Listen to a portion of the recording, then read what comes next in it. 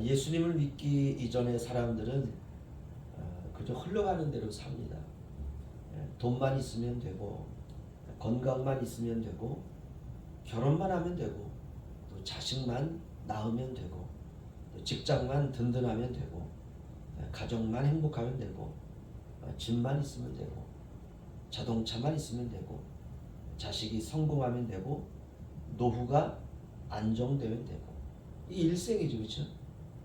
그리고 맨 마지막 하나, 죽으면 그만이지 뭐. 이게 세상 사람들의 시작과 끝이에요.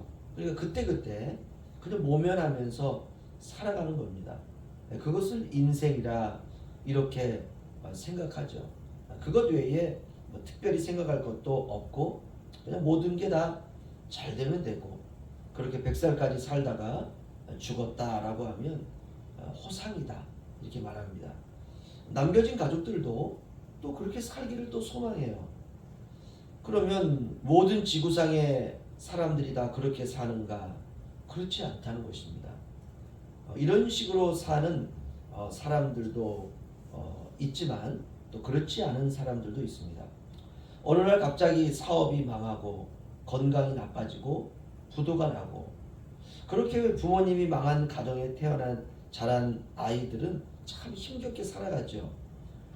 부모가 잘 살아도 또 학원이다, 또 공부다, 밤낮으로 쫓겨 살던 아이들은 또 훗날 또 우울증을 겪습니다. 제가 과거에 TV를 보니까 전교에서 1등 하던 아이가 그냥 아파트에서 투신 자살해 버렸어요. 그 왜 그러느냐? 유서를 썼는데 공부에 대한 중압감이 너무 큰 겁니다. 그러니까 부모가 가난한 집에서 태어난 아이들도 참 힘들게 살아가지만, 부유한 집에 태어난 아이들도 그저 학원이다, 공부에 새벽부터 저녁 늦게까지 그렇게 공부에 시달리면서 쫓기던 아이들도 그냥 우울증을 겪는 아이들이 참으로 많습니다. 그러니까 인생이 언제 어디서 어떻게 터질지 시한폭탄처럼 아무도 모릅니다. 잘 자라던 아이가 어느 날 스트레스로 정신이 이상해지고 자살을 하고, 그러면 한순간에 지금까지 잘 유지되어 왔던 가정은 모든 행복이 날아가 버리고 평생을 그 자식의 죽음을 가슴에 무덤처럼 묻고 슬픔 속에서 살아갑니다. 인생이 다 이런 식입니다. 모든 게 다 괜찮았지만 어느 날 병원에 갔더니 암이라는 진단을 받습니다. 그리고 2, 3년 후에 죽게 돼요. 안타깝죠. 이것이 바로 예수님을 믿기 이전 살던 우리의 삶이었어요. 인생 자체가 고통이고 어둠이고 죄이고, 인생은 죄 때문에 고통을 당하는 것입니다. 이렇게 살던 어느 날 극적으로 우리가 예수님을 믿는 거예요. 그러면서 우리는 인생을 이제 새롭게 보게 됩니다. 나는 새로운 피조물이구나. 나는 죄 아래에 있지 않구나.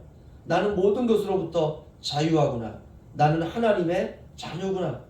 내 죄는 십자가에 못 박혔구나. 나는 나를 위해 이제 살지 않고 이제부터는 주님을 위해 내가 살아야 되겠구나. 내 안에 영생이 있구나. 내 안에 말씀의 씨가 있구나. 나는 하나님의 천국 백성이구나. 이러면서 이제 죄에 민감해집니다. 모든 것이 다 죄였다는 것을 알게 되고, 그래서 오늘 우리가 읽은 말씀 가운데 보면 하나님께로부터 난 자는 다 범죄하지 아니하는 줄을 우리가 아노라. 하나님께로부터 나신 자가 그를 지키심에 악한 자가 그를 만지지도 못하느니라. 아멘. 와, 이런 말씀 너무 놀랍죠? 사탄이 우리를 만지지도 못한다는 거예요. 하나님께로부터 나신 자가 우리를 지키시고 보호하시고 우리를 이끄시고. 우리가 예수님을 믿기 전에는 이런 말씀들은 생각도 못했고 또 관심도 없었습니다. 하나님께로부터 난 자는 다 범죄하지 아니하는 줄 우리가 아노라. 아멘. 하나님께로부터 구원받은 자는 모두가 다 범죄하지 않는다는 것이에요. 그렇다면 하나님께로부터 난 자는 누군가? 영생을 소유하게 된 저와 여러분입니다. 예수 믿는 사람. 그 세 사람은 범죄하지 않는다라고 말하고 있습니다. 그런데 우리 자신을 보면 어떻습니까? 현실에서 죄를 범하거든요. 그럼 누가 죄를 범하는가? 저와 여러분의 옛사람이 죄를 짓는 것입니다. 예수 믿기 이전의 옛사람, 그게 나지요. 그 옛사람 이퀄 나 이퀄 죄인이에요. 그런데 예수 믿으면 그 옛사람 안에 새사람, 속사람이 창조가 됩니다. 내 안에 성령이 거하시는 사람, 새사람이죠. 그 내 안에 새롭게 창조된 사람이 마치 여인이 잉태하는 것과 같이 내 안에 예수 믿으면 새 생명이 새롭게 창조되는 것입니다. 바로 그 생명은 죄를 범하지 않습니다. 그 생명이 천국 가는 거예요. 내 안에 있는 영생. 그럼 천국 갈 때 어떻게 가느냐? 옛사람을 벗어버리고 갑니다. 그 벗어버림이 죽음입니다. 하나님께로부터 난 자는 다 범죄하지 아니하는 줄을 우리가 아노라. 하나님께로부터 나신 자가 그를 지키시네. 악한 자가 그를 만지지도 못하느니라. 아멘. 하나님께로부터 나신 자 예수님입니다. 예수님이 저와 여러분의 새 생명을 지켜주심으로 마귀가 나를 만지지도 못한다. 그렇게 우리를 보호하신다는 것입니다. 이 말은 곧 우리가 예수님을 부인하지 않고 살게 해주신다라는 뜻입니다. 내가 살아가면서 나의 잘못은 알지만 우리가 예수님은 부인하지 않잖아, 그렇죠? 이게 새 생명이에요. 바로 이 생명이 우리가 천국 가는 것입니다. 이것을 바로 우리가 은혜다 이렇게 말합니다. 우리 19절 20절 보시죠.